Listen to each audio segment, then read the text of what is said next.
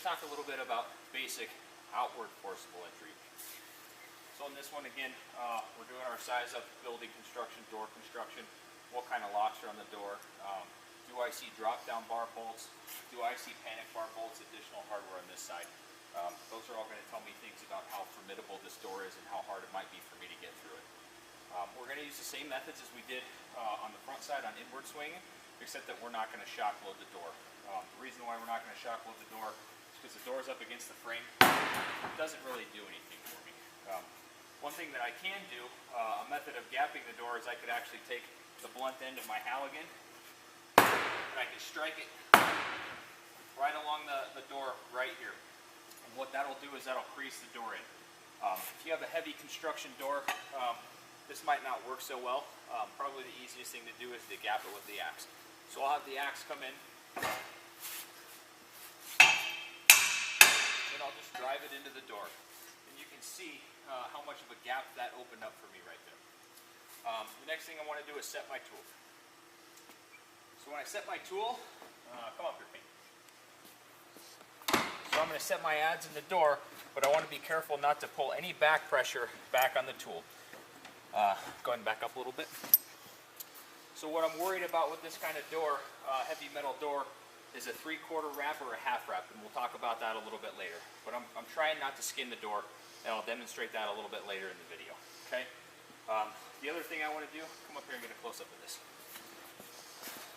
There's a marker on my adze end right there. That's 1 3/4, so that's going to signify the depth of my door. That's how far I want to bury this tool into the door before I start adding pressure back. Okay?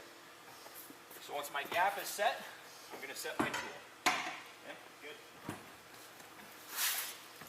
Hit. Hit. Okay. So now my tool's buried into the door. Okay, I know it because I got to my marker right here, and I also felt it hit the frame on the other side. Now this is a wooden door, so I'm not going to do it on this one, but if we have a heavy metal door, the next thing I'm going to do is I'm going to work the tool up and I'm going to work it down. And that's going to crush the door in a half circle motion so that I can get a better angle and wrap the Halligan around the door. Okay? Since this is a wood door, all I'm going to do is, now that I have this into the frame, now I'm going to add pressure back to the tool and have him hit it in the door. Hit! Hit! Hit! Hit! Drive it!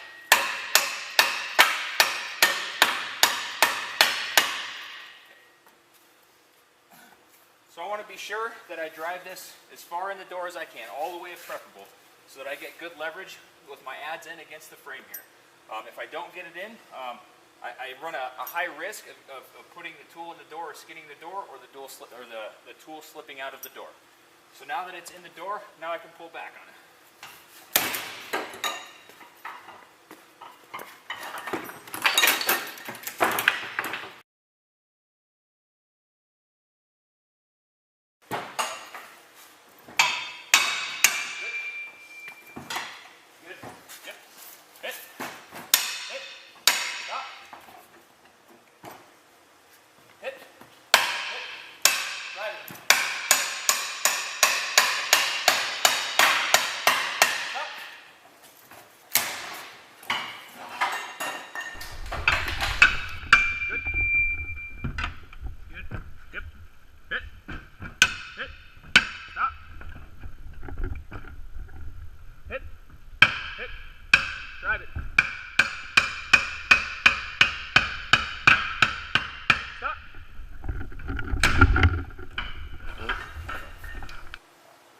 That I wanted to talk about a little bit is there's a carryover that people do from inward swinging, outward swinging, and that's how they swing the axe against the tool. It's very important to be ambidextrous and be able to swing the axe both ways, because this door could be oriented on the other side. The other thing is the carryover that I'm talking about is people will try to strike this tool on their knees, and they won't get a very big stroke. Now I can get the tool in this door because we forced it a couple times and it's a little bit loose, but if I have an actual full strength commercial metal door, this is going to be a pretty tough door to get into. So I'm probably going to have to stand up, and I'm probably going to have to take some pretty big swings to get this in the door. The little short strokes might not work. Okay? Hit. Hit. Hit. Hit. Drive.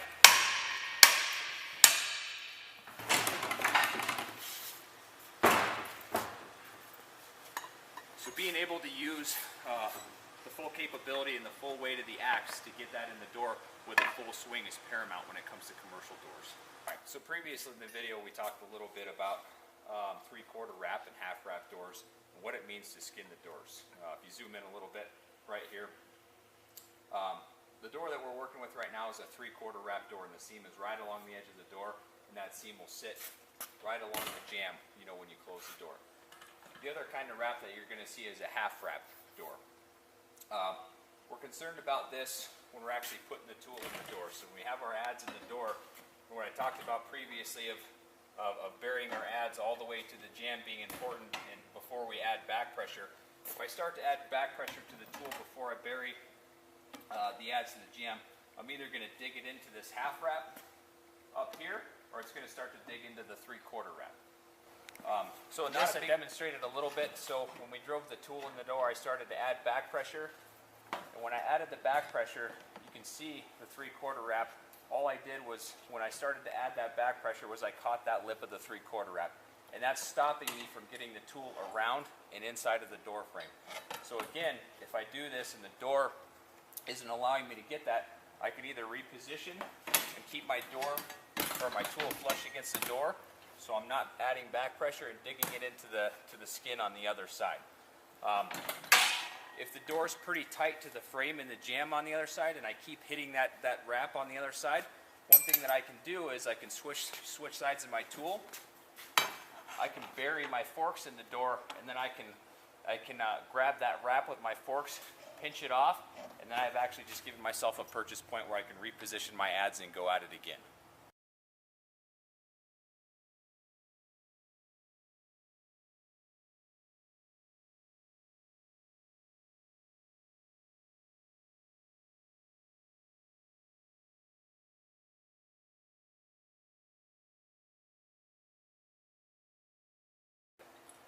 So earlier we also talked about door crush.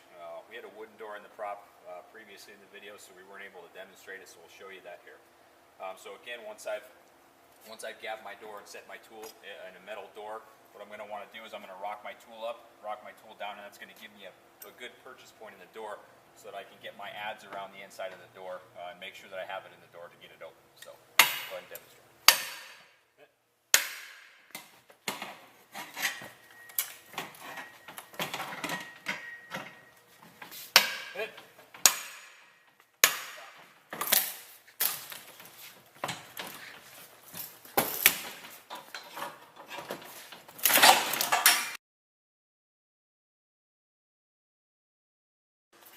The option of extending my leverage on the door. So if I have a really stubborn outward swinging commercial door, either it's stubborn or I have drop down bars or I have a couple of locks that are making it stubborn, I can use a hook to extend my leverage on the halligan. Okay? All I need to do to marry the hook to the halligan, you can come closer if you need to, is I'll swing the pick end up around the pike of the halligan, and then I'll set the shaft of the hook right in between the forks of the halligan. Now, if he holds it there, all I have to do is just pull back. So you can step back a little bit if you want.